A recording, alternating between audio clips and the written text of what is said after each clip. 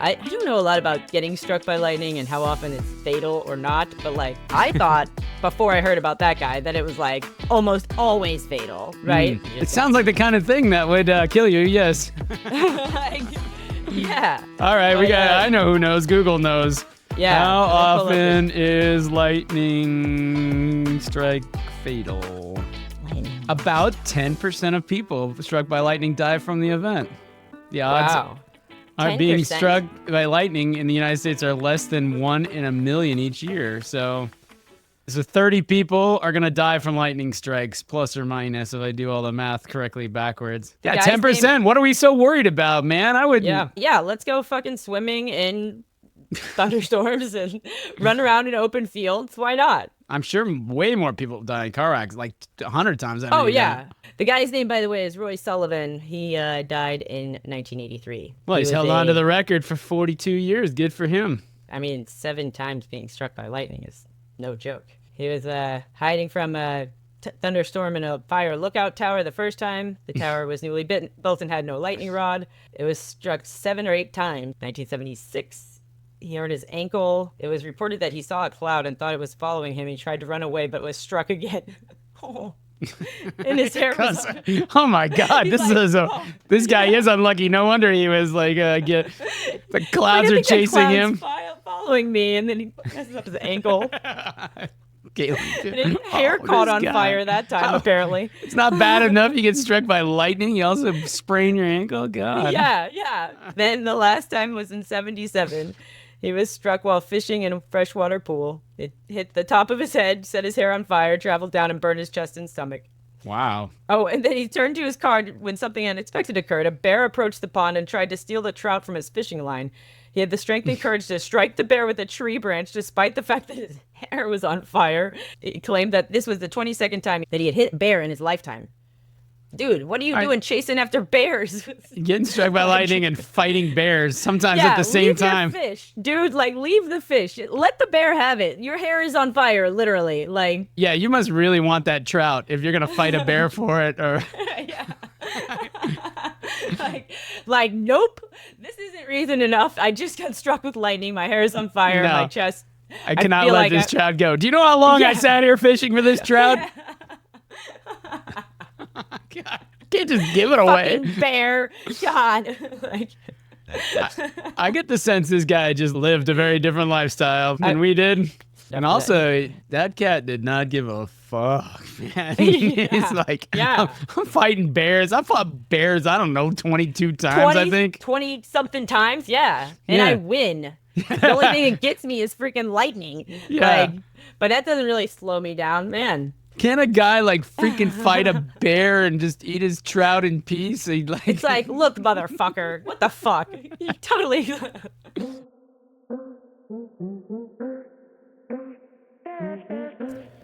Dog's got to die first, and we keep running into people who are like, oh yeah, I loved my Shih Tzu. He lived till 18, and you're like, oh God.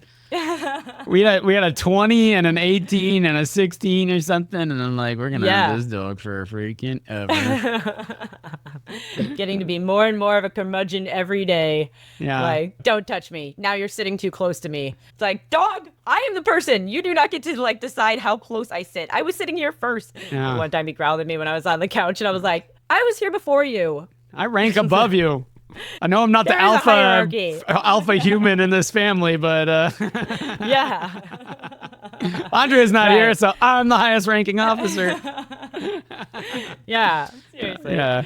And then the cats are staying with Kelly, and she's like, her friend just cannot wrap her head around the fact that these cats are being fostered. And I was like, well, Kelly, it's an unusual circumstance. You got to admit, however complicated or not it is unusual. Usually, what people do is they buy cats and then they keep the cats. Right. And then the people who don't want cats don't get cats. That's right. That's the key difference. Typically, that's how we do things. But rarely is it the people who don't want cats get the cats, and when they do, now you need an unusual solution. Yeah. I've always been surprised that Andrea wanted pets at all. I'm just like, you don't like things messy. And babies. Like, right. Kids. I mean, babies I understand because there's a lot more that comes back and forth there. But, you know, with a dog, it's like having a 1-year-old or something for a toddler forever. Yeah. Right. Yeah. They love you, but they're still like not peeing on the rug. Yeah. Right. They're peeing on the rug. And even if they're going on walks, like you're still dealing with their shit all the time, you know, like things get better. Literal shit. Yeah. Yeah. Right. And they don't talk. So, I think the dogs were basically a surrogate baby when she was kind of wrapping her head around that there might only be 2 babies in life, or yeah. You know. Do you regret having only 2 babies? Do you wish you had more babies? Do I? I regret. Do you regret having 2 babies? I regret having so many babies. I won't tell you which one I'll send back, but it's funny. Oh my God. So Andrea's decided, I mean, the thing in life that these kids need is jobs. Now, so then we need things like writing a resume, and just watching these 2 go at it. And Cody, who's like, you know, you're sitting across the table from a career coach and former admissions officer, and you're telling her what should go on a resume. And yeah, I mean, like, you guys know what's up with the business stuff. Like, Mom, nobody writes that stuff. You're not gonna write that. It's all a bunch of bullshit. And I'm like, yeah, Cody, that's what you put on resumes. You put a lot of fluff and a lot of. You don't write like. You don't write the way normal humans are going to speak, you know, hanging out with their friends at the bowling alley. I mean, that's funny. And just like, and the arguments about like, would the summer program at Duke be a better thing on the resume than working at McDonald's? And Andrea and I are like, yeah, kind of, yeah, I think it would. And he's like, no, it's close. What do you know? What do you know about? It is a close call. Let's be honest. Like, I mean, I'm not saying the McDonald's is nothing. I mean, if you don't get in the Duke program, then you probably should. But that's I'm just joking. Like, I mean, yeah, that's a pretty big drop too, from like a Duke thing to like. Literally flipping burgers. I mean, I don't know. Right. Yeah, and then we're debating, you know, give him a job at, you know, working for Andrea. Like, that would definitely have its pluses and minuses. But it seems to be the winning candidate right now. I don't know, but... Yeah. Well, as someone who was offered a job by Andrea, I'm like, Andrea, I love you, and I love our relationship, and so that's why I'm not going to work for you. Like, I really super appreciate it, and whenever, like, been on hard times, I've definitely warmed my heart to get the offer, but I think it's best we stay as we are. And I'm like, Andrea, I love my sister. Yeah. I'm also like, you guys hear me talk about my work ethic, right? Like, I don't know if like that's a really big match for you. You know, like I think back to like when you guys would be up at night and I'd come in and we watch comedy like at 10 p.m. every night when I visited. You guys are working away. I'm like, you know, I'm not going to do this, right? Like full stop. Like, no way. Like, it doesn't matter. If you give me 100% stake, you just hand the company over to me. I'm going to be like, we're not doing that anymore.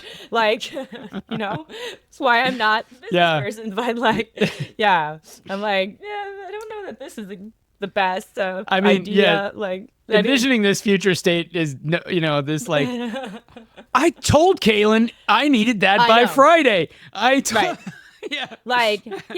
Wasn't Kalyn doing this? If I forgot, I don't know.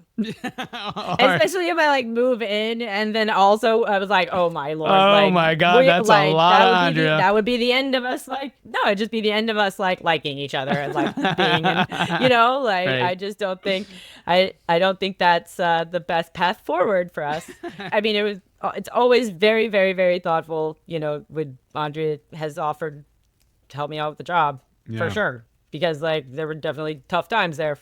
I mean, if you ever got in a real bind, then we could figure something out, and you might be able to. Yeah. You might be able to dig deep for the work ethic you need to survive. You know, 3 or 4 weeks. Right. It would have to be like that, though. It would have to be like, okay, we're gonna plan on me doing this for like this period of time. Here's a project, and like we're gonna come kick you in the ribs every morning to get you out of bed, so you can help us. Move these boxes or whatever. Yeah. Like, oh, you're gonna go.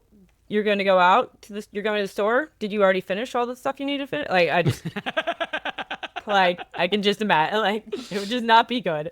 Yeah. That's like half the Dave Ramsey calls. There's like the kids who borrowed the money from the parents to do the down payment on the house or whatever. And then the parents are like, oh, you're going out to eat again? Right. Like, Mom, I'm current on my loan to you. What are you, like, go away. People just make different decisions than I do. And it's... well, yeah, same. Yeah. No, 9 times out of 10, I'm like, man, as soon as I make a decision, even when I've like mulled over for a long time, I'll be like, man, what was I thinking? Like, as soon as I've done whatever it is that I've like weighed pros and cons, like, no, this was obviously the wrong choice. I don't know. But especially the big spend item, you know, you're like, now I got buyer's remorse or whatever. Yeah. But whatever. Like, I just mean like little decisions. I'm like, should I buy like enough food for a charcuterie board? Maybe I'll have someone over. I'm like, yeah, let's make some like try to work it out. And then I'm like, why did I do that? Like, why did I spend money on this prosciutto? Yeah, like, nobody's gonna eat this. It's gonna go bad in the fridge in like a year and a half. I guess. I don't even like brie that much. I don't even have any pepper jelly for the goat cheese. Why, God? It's a disaster. I don't even have any friends. No one will come over. Like, Adam's getting back together with Keaton. That's my last chance. That was my last possible way to get this freaking cured meats and cheeses eaten. Now they're just gonna rot. No, oh my God, the weighty decisions. Hey, listen, that's what we're here for. We're here to help people with these weighty decisions in their lives. Kalyn, I think we're about due to start the episode. Cue the music. Yeah, all right, let's do that. Cue the music. You are listening to the Robert and Kalyn Make Big Decisions About Charcuterie Boards, which is almost an oxymoron podcast, or what we like to call the Robert and Kalyn Get Rich podcast. I'm your host, Robert Kimmel. This is your other host, Kalyn Kimmel. You might call us co-hosts. We don't have any guests, so we're the only people talking. So you'll figure out whose voice is who pretty fast. Anyway, this is episode 43. It is March 3rd, 2025. We're recording on a Monday. You'll get this on Friday. We are a couple of people who know all about prosciutto and job, resume things. I think, what are they called? Resumes? Yeah, something like that. Yeah. So, the market, to hear people talk about charcuterie boards and resumes, why don't you smash that like button and leave us a comment telling us how great we are, rate us, subscribe, and send us to all your friends. But the one thing we do not want you to do is take any of this as actual financial advice. Or really any kind of advice. Like, buy the damn prosciutto. Like, what's there to worry about? Although, if you're struggling with your finances, don't buy this prosciutto. Just steal it. Yeah. Then you could go to jail and really think about have all the food financial decisions provided for you. Yes. That's true. There's that. There's an upside, I suppose. So our conversation about money management, I was thinking of this. Ramit, his episodes, like about half the people they have on, the women, and I think it tends to be the Asian women, they can't even conceive of a world where you're not splitting the bills 50-50 with your fill in the blank.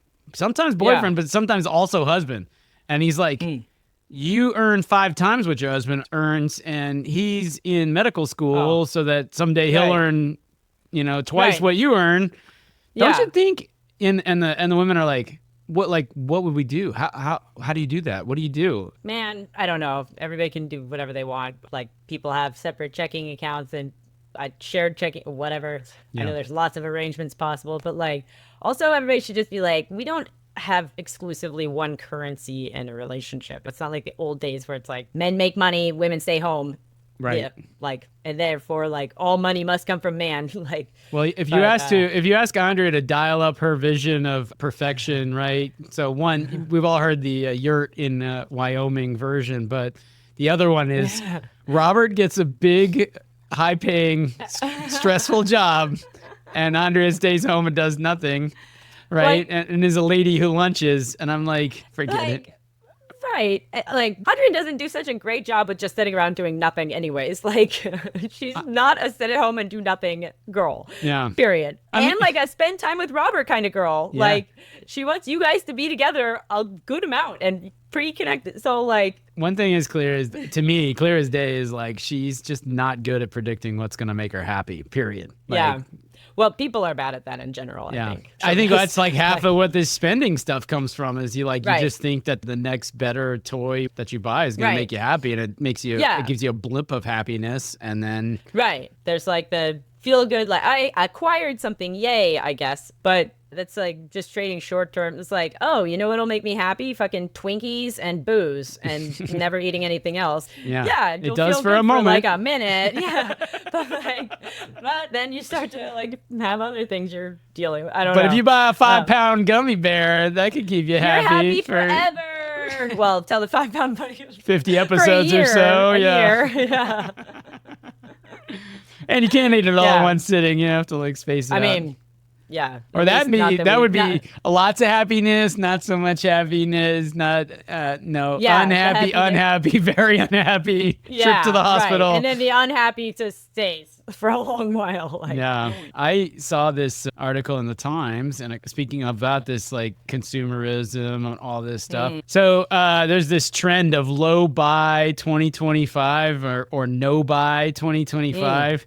And this dame has evidently become a bit of a influencer in this area, Cassandra Arakpo. It doesn't really look like she doesn't buy stuff, though. No. Well, yes, because you read the story, like she's recognized that buying this 80 bottles of perfume she has in her closet, that she had figured out that she had a bad habit. So I definitely feel like I kind of got overwhelmed with the amount of stuff that I got for Poshmark at one point. Like when I first started, I didn't realize that they would have like designer stuff. And so I remember one of my first trips that I went, I was like, oh my God, I found all these like, $200 plus pairs of jeans.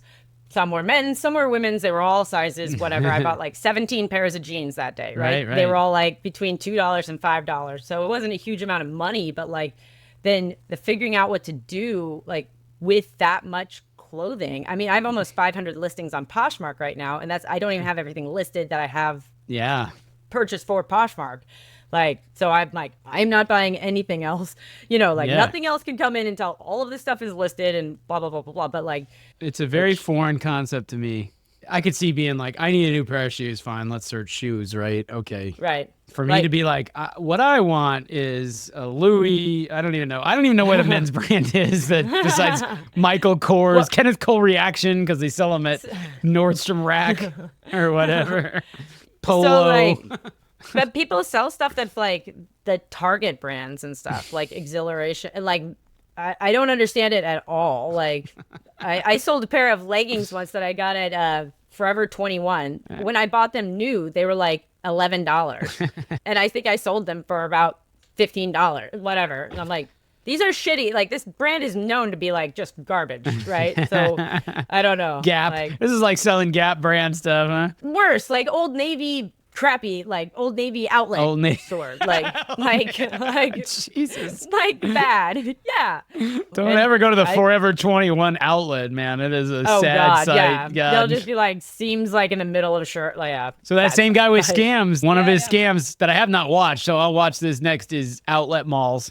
Yeah. But it actually came to us because friend of the podcast, Kelly, sent us BMI. Is it a scam? So I know he says many of the same things we do, but his delivery is very good. So I'm surprised we don't have some like other method that is similar. We do need some way of saying, okay, your weight is too much. It's potentially going to be problematic, right? There are like ties with like obesity and to many elements later on, right? I think that's why it's endured as long as it has, because it's simple. Yeah, it would be better to like measure your body fat, but to do that we got to dip you in a tub with a skid, or we got to run electricity through your body or whatever. But like you can calculate your BMI at home, and like running electricity through your body. I don't know how accurate like my scale is here, whatever. But like it gives me all kinds of fucking information that like. Let me pull it up. What is it? It's called Fit Index. That's why I couldn't figure it out. So it gives me BMI, body fat percentage, free body weight, subcutaneous fat, visceral fat, body water, skeletal muscle, muscle mass, bone mass, protein, BMR, which is how much you should eat, metabolic age. I know that these are probably just estimates, but like... Well, they're calculating it based on something. They are sending... Right. But you can get all that by sending electricity through a person's body, because what else are you going to do? I mean, you got your scale, you've got the weight, and you've got like some mild charges you can send through somebody's body, but maybe... Right. Did you tell it your height or anything at any point? You set it up with like, I'm female and I'm sure I did send... Okay, let's see. What did I tell it? Settings, my themes. I like pink backgrounds. Oh, well, that means your bone density is 3.7. Wait a minute. It's like your body fat goal is, it's like your current body fat's very bad. Oh, you are bad. You're so fat. You're so fat. The shaming scale. Yeah, right. It's like you fat ass. Wow. Right. I'm like, this sounds like a Saturday Night Live sketch, you know? It's like, you get on the scale, and the scale goes, Fatso! Stop eating the Cheetos! Yeah. I did tell it my height and that I was a female. Yeah. That's it. And it says it has something for like athlete mode, whatever that means. I don't know. It's important. Like, yeah, I'm like, what is athlete mode? Is suitable for active user matching the following criteria: 18 and over, takes part in more than 6 hours of intense aerobic activity a week, has a resting heart rate below 60 beats per minute. Jesus. Yeah. That's all it takes is 6 hours a week to become a lifestyle athlete. And have a resting heart rate of under 60 beats per minute. Oh, that is... You know what yours is? Not that. No. Like... Mine is like usually like 80. Slightly above average. Yeah, I was going to say 80. I'll tell... Okay, listen, every time I go online to get my terzepatide, which is Wegovy, Ozempic. Yeah. So first of all, they ask me my pulse, and I'm just like, which of these boxes is your pulse in? And I'm like... average. This one. Yeah. And the normal one. And then, this ties right back to it. They determine if you're suitable for these drugs based on your BMI. And if you're below a certain BMI, they won't prescribe them. Right. So what do? They ask your weight, and I lie. Oh, yeah. And that's what everybody does. Yeah. And they're like, how much weight have you lost since you started? I'm like, a pound or two, 10 pounds, maybe. Yeah, I mean, maybe. So I went down from 197 to 186. Yeah. Anyway, which none of all these numbers are totally false. So what is their plan for like maintenance and stuff though? Like, well, here, let's do BMI calculator. I know what my NIH the National Institute of Health will help me calculate my BMI. All right, I weighed in this morning, 163.2. I've lost 49 pounds on... That's crazy. Wegovy. Manjaro. Knockoff. If I compute it, my BMI is 24.8, which puts me in the range of... Normal. Yes, by Barely. by 0.1. I am 0.1 below the overweight range. I have just now crossed into normal weight. So, like... I'm almost always towards the top end of normal weight. I think it's 25 is where now you're overweight. Not obese, but overweight, right? Yeah. Never in my life have I been anything but overweight. So, So my lowest BMI, it was 20.6 was my BMI. Yeah. Like, that's like when I'm my skinniest, when people are like, you look sick. Like, what, right? Like, I see my ribs up here. Like, I don't know why. The skin be hanging off. Yeah. I'm like, I lose all the weight, right? Like, on my rib cage first, so I can, like, look like a fucking skeleton up there, but then still have, like, a big butt and thighs and stuff. Anyways. Well, I calculated if I weighed 125 pounds, right, I would still be in the normal range. Right. So I could lose 40 more pounds. Right. Well, mine is like from 102 pounds to 145 pounds or something like that. That's a lot of difference. And like, I've never gotten close to that bottom when like people are concerned about my health. Like, I'm not close to being underweight. Yeah. I would have to be proper anorexic for a long while before we would get there. You know, like, I don't know. If I think about like an Asian dude who's your same height, like a Japanese guy, freaking ninja dude, he could probably weigh like 130 pounds and it wouldn't be that strange. You know, like he looks small, but I don't know why you had to go get all racist on us again. I just think about the Asian people being skinny. I just wish I was Asian. They have the cutest babies and like good at math. Smart. And they're smart, they're skinny, like they've got everything going for them. I was watching the Last Week Tonight with John Oliver, and they were talking about tipping culture, which we should definitely talk about. Oh, my favorite thing, if you could pull up the picture of the guy who's the director of the FBI, he's an Indian dude. I super love his Cash photo. Patel. Yeah. Yeah, his picture that is the classic. Oh man, where? This one. That one. Yep. Yeah, I know. He obviously went to the Trump mugshot school of this one. This is when I knew Trump was a genius. Like, he's going to get a mugshot taken and he gets it done. You know, he's like, he knows it's going to go viral, you know. You know what I was wearing in my mugshot? From when I got the GY, a sweater that said Carpe Diem. Oh, you perfect. Like, oh man, I gotta get rid of that sweater now. But there was like a whole thing about smiling mugshots. Let's see a few. There we go. You know, like this gal, she's having a good old time. This dude, that's There's like a website that's about like hot mugshots. It's just like people that you would date, where they just show mugshots and people are like, I would totally date that guy. Oh, I don't know. I guess he's got so this. Yeah, that guy got like a modeling contract. He's like the most famous, the blue-eyed guy with the little wow, that girl is got a hot mugshot, I must confess. Yeah, see, this thread looks promising. Are these the most attractive mugshots of all time? Like yeah, like, exactly. I mean, holy there's smokes. Apparently some good-looking people that get arrested. Female. I guess so. Yeah. All right. Well, this would be a lovely diversion for another time. Nobody's really top. Oh, I see. She's even hotter in real life. This chick. Well, sure. It's not going to be your best look for like. Right. Well, still, some of them seem to have pulled off a pretty good picture, you know. So. Yeah, I mean that is a very good-looking girl. I don't know if that's actually a mugshot, but if you take, for example, this one, right? Like that's very likely. Like this one, she's in the plain orange background. Like those look like mugshots. Yeah. If this isn't a mugshot, it's at least a picture of her in jail, in a facility, or at least pretending to be. Right. Wait, go up a little. What's it? Oh, hot and busted. Like go to one next to the girl you think is pretty. Yeah. Here's all these dudes. Yeah. Some hot. Yeah. This guy, give him the look. Here's Tom Brady.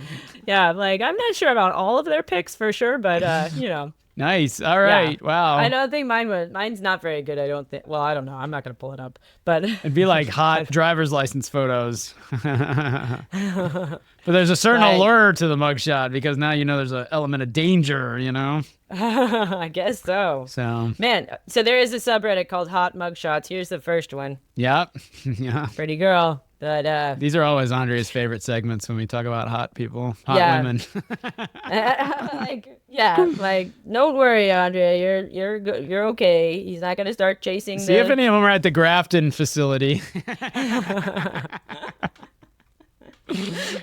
Go in there and be like, I'm your counselor. Yeah. Listen, I don't know you, but I'd like to represent you. I have a podcast. And we were talking about you. Right, we were talking about you. We should do a quick portfolio check-in, I think. Oh yeah, forgot about that. Oh wow, you won't be too chipper after you see this. Oh no! Yeah. Oh no! It's a negative almost 3% day, so we're only up 8% anymore. Man. The bad guys. Valeris has just been a sink, and Dennison. These options we invested in, everything we've done with options has been terrible. But TXMD is terrible. But the ones down today, ATAI, that's the swingiest freaking thing, man. Yeah, that was up a lot last time. I mean, it's still up a fair amount. 136 up is pretty darn good. Right. But Anyway, but most of this is all beta moves. It's a brutal, awful day on the S&P because they're down 1.76%. We're down more, but they're down. Yeah, we're still ahead of them. Yeah.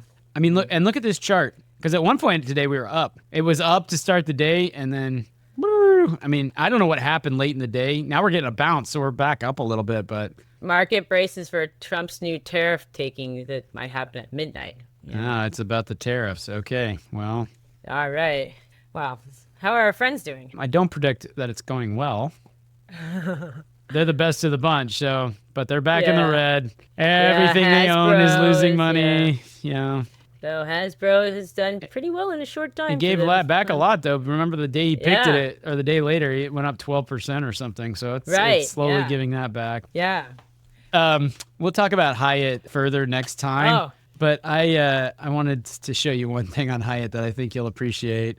So I think one thing about tipping culture while you're getting that set up, they were talking about that on Last Week Tonight with John Oliver. Yeah. My favorite example of things that like had here, fill in how much tip you want to leave was like a mortgage clearing company that like after you like sign your papers or the car impound lot that also wanted it like you to tip. It's like, what the hell, man? No kidding. You didn't tip the last time your car got towed? No, I didn't. I probably should. No, I shouldn't. I mean, yeah. Oh, thank you for like not fucking up my car, I guess. Yeah, like when you towed it, I don't know. Well, maybe they tip at hotels a lot. I'm sure they do. Yeah. But these are all the Hyatt brands, which strikes me as a fair amount, you know? That seems like got a lot of brands. They're all shit I haven't heard of them really, though. You know, like it's all random stuff that I don't know. Yeah, I mean, a lot of them are in these resorts, right? So Zoetry, Secrets, Dreams, those are all resorts. And then we get the Hyatt, da-da-da-da-da. So the item on the news is today, Hyatt launches what else? What is it we need? We need more hotels. We need another brand. So now we've got the upper mid-scale brand, the Hyatt Select. Yeah, and I'm just like...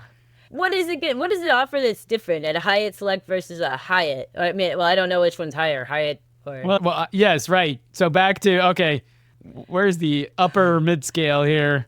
I guess it's classics. I mean, lifestyle. Yeah. I guess we're going to have a whole new bar somewhere in here. Yeah, so the guy they quote is Jim Chu, the chief growth officer, and he writes, for Hyatt, launching a new brand is never just about adding to our portfolio. It's about strengthening our network, and we're going to meet a specific need of the market by offering cost-effective, conversion-friendly option for owners while delivering an experience for guests who want reliability, comfort, and thoughtful design in the upper mid-scale segment. So I was just envisioning this meeting where it's just like, Jim, Chief Growth Officer, come here. Come in the room. Listen, what do you got for us? We need growth. So I'm glad you asked. I've been really thinking a lot about our upper mid-level offerings, and I feel like we're really missing out on a very specific segment there. So tell me more about this upper mid-scale audience that you want to target, Jim. Right. So it's people who are not poor but not rich, but they're somewhere in there. I mean, because we had upper, and we had mid-scale. Yeah, we have inclusives. We've got the classics. We've got the We've got five tiers, but we're missing one. Yeah, and it falls somewhere on this on that continuum. So would we put it with the luxury ones, Jim, or would we? No. This is for a cost-conscious consumer, but. Still, so like budget? We're talking about hotel No. We don't do budget. No, we're Hyatt. Hotel 6. I was going to say, Jim, this would be your last day at Hyatt if you're proposing a Hotel 6. You might mean Hyatt House or Hyatt Home or whatever. Yeah, I'm also thinking about our owners, that want to be owners at the hotel. We need a place for them where they can stay with guests or something because... I think there's a lot of people who are looking to buy. Jim, last quarter when we came to you and we said we need more revenue growth opportunities, you said what we needed was a new brand, and we launched Hyatt House. And now this quarter, what you're saying we need to grow, what we need to grow our revenue is a new brand. That's right. Yeah, I mean. Can you have too many brands? That's a real question. Jim, I'm starting to get the sense you're a one-trick pony. Have you ever gotten that feedback before? How dare you? this is a whole new segment of the market that we have underrepresented. But how would they even know to come to us if we don't have a new brand? What does an upper mid-scale person look like? Like if I ran into one on the street, what would they? They look like a nice normal person who's got some of their stuff together. Not everything together though. They're not staying at the luxury place. Hair might be a little out of control. They might be a little askew, but also might be totally put together and just cost conscious. Yeah, those people. Cost conscious, yeah. What would you say their BMI is, Jim? Are these like high BMI people? Do we need the extra robust? They're probably, in the 25 to 27 range. Slightly overweight. So slightly overweight. Maybe at the high end of extra. Yeah, but not like, don't go too high. We're not getting over. No. But also not like. But not too skinny either. We're not not like been 18. Not like not Asians. So Jim Chu, no, you're Jim Chu, right? No. But you're not. Right. Like you wouldn't stay there. My people are already staying here at the. We stay at. We're good at math. We stay at the dreams and the inspiration lines of the Hyatt. Yeah. I don't associate Asian people with being rich necessarily, but yeah. Upper mid-scale, I would say a lot of Asians are in the upper mid-scale class. There's some that are whatever crazy, but anyway. Yeah, I mean, there's a lot of doctors and like many of them. Sure, okay. Yeah. That would be the upper mid-scale. That would be the upper, yeah. We're not maybe like, three uppers, not target. 3X upper mid-scale, I don't know. Right. Yeah, but still in the mid-scale, we're not moving into the high striations within mid. All right, so I have an idea. Since we're back to BMI as a theme for an episode, I think you should calculate the BMI of this gummy bear while I eat it. So first of all, I don't have any good way to measure the height, but it's this high. Currently, I'll use the right to your hand. 1, 2. Yeah, it's right about the width of my palm. So what is that? 3 inches? 4 inches? 5 inches, so I guess 4. Fine. We'll take the average. 4 inches tall. Yeah. Little massive, this is like a gummy bear zygote. Anyway. 4 inches tall. Weighs 2 pounds. 1 pound, 7.5 ounces. So what do you gotta square the height, right? Calculate. Let's see. Okay. Yep, I got it. Okay, here I go. So the age I'm putting in is 25. That's about how many episodes old it is, so. Healthy weight range for this height is 0.4 to 0.6. You would need to lose 1.2 pounds to reach a BMI of 25 pounds. So of 25 kilograms per meter square, whatever. Current BMI is in the obese class 3. Which is not good. That's a BMI over 40. I guess you can tell if you look at it. Like, that's a bit. Yeah. It's a little brick. It's not like, doesn't look very, svelte. Like, not good. Yeah, the BMI is 76.9. On the normal scale, 76.9. Like, it's 3 times. It's got to lose 2/3 of its weight to get in the. Right. Yeah. The healthy weight range is half a pound, roughly, and it's currently at almost 2 pounds. So, not good. Yeah. Listen, you need to take better care of yourself. I've been telling you. Lay off the chicken nuggets, all right? You got to lay off the sauce, man. Yeah, that's what I'm saying. Yeah. Risk associated with being a gummy bear, you should be concerned. Here are some risks. High blood pressure, high LDL, which is bad cholesterol. You might get type 2 diabetes. You probably have type 2 diabetes, gummy bear. This lump of sugar. You're made of sugar. You're literally just sugar.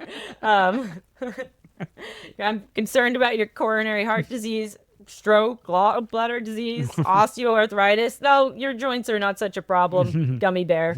But sleep apnea probably is. I would think. I don't think he sleeps too well, but maybe being in a bag helps. Like, he asphyxiates. That might not be good for the mental illnesses such as clinical depression that could be associated with the high BMI. Are you depressed? Listen, do you need to talk? Listen, we got to get him one of those cars that automatically shuts off when the carbon monoxide's too high. All right, our new weight is 1 pound, 5.1 ounces. So Just a pound to go till he's back in the 1.5 ounces. 1 pound, 5.1 ounces. 5.1 ounces, which is a third of a pound, right? It's right about, sure. 16 ounces a pound, yeah. You're right at a third of a pound. 3.2. We'll recalculate. Hopefully you're moved down. Nope, still in the obese class. Come on, guy, try harder. Have dropped down to a BMI of 58, so that's good. But yeah, that is probably the next thing that I should do is get a better camera. Because we haven't had any mic issues lately, right? There's been like some faint crackle in the background, but I think it's been. Yeah. It's also it could be me doing stuff. Yeah. Crackling? Are you just, do you sit there and you go, I'm hearing a little something, Kalyn. There's a little mic. I don't know. Have you checked your mic? Oh, now it's gone away. Now it sounds a lot better. Yeah. Anyhow. Yeah. Okay. With that, let's cue the music. You've been watching Robert and Kalyn Get Rich. Thank you so much. Why don't you, what should I suggest? Send this over to your friends. Yeah.